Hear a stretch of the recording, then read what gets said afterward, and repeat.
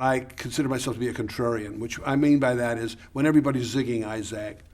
America was then going through a period of time under George Bush Sr. where everybody was interested in law and order.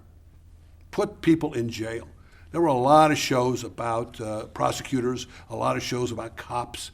I wanted to do a show there. I'd go the other direction. Let's do a show about a public defender, about someone who's trying to get people off, who believes in the Constitution, who is concerned about the unbridled power of the state and the ability for the police to do anything they want to do, whenever they want to do it, put people in jail. Let's do that.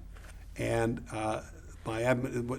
to satisfy Sharon's desire to do something different, I said, look, just take Cagney and do everything the opposite. Instead of from the East Coast, she's from the West Coast. Instead of having a relationship with her father, she's got a relationship with her mother. Instead of being a right-winger, she's a left-winger. Everything was just exactly the opposite. It was a little trite, silly that way. But we were in a hurry, and that's what I came up with.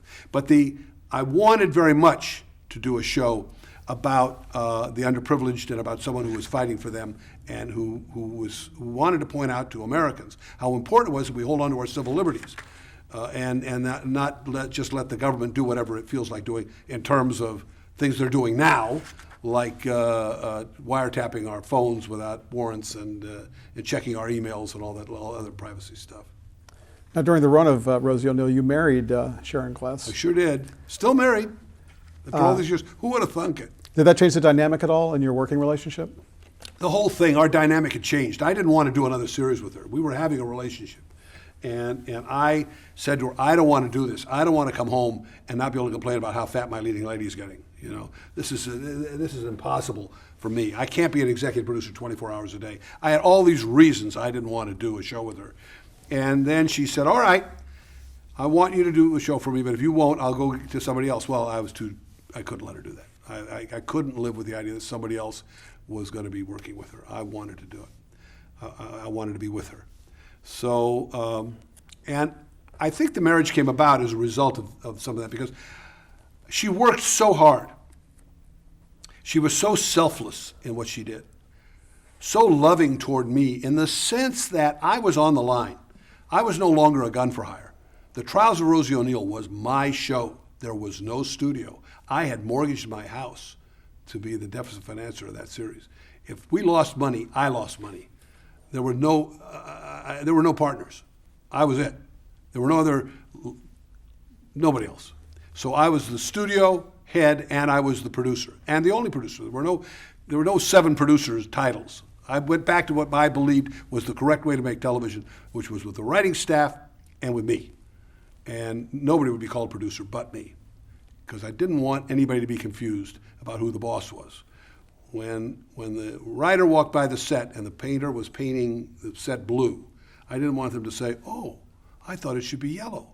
And then the painter would run down and paint it yellow and because he wants to satisfy the boss. There was only one boss, and I like blue, so it was blue. And we saved a fortune that way. The crew, all of whom had grown up in this modern era of television with multiple producers, all budgeted their departments based on the indecision of the bosses. They all knew there'd be 7 bosses and they would have 10 decisions. Not on my show. There was one boss and one decision. And I didn't waffle about things. I had no trouble sleeping at night saying, we go that way. It didn't have to be the right decision. It was the decision. So during that period, I was so on the line and so vulnerable and so out there financially and emotionally. And Sharon, any time could have said, I don't like this material. This is not good enough. I'm staying in my dressing room. There was all kinds of things she could have done. She worked tirelessly. She never stopped. She was cheerful all the time. She was the cheerleader on the set. She kept us all going. You had to, if I wasn't in love with her already, you had to fall in love with her at that moment. It was more than love. It was gratitude. It was, my God, you've done all this for me, all this sacrifice. You put yourself on the line for me. I'll never forget that. She had always been a stand-up broad. She had always been there for me on Cagney and Lacey. We fought in the early days. Substitute for sex was our arguments on the set, which were famous. But later, we got together and we became lovers and friends and all that stuff.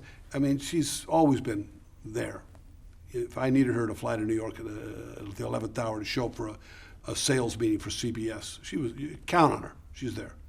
So she did this thing, and it was remarkable. So getting married to her was the least thing I could figure out, the least gift I could give her. I'm very grateful to her.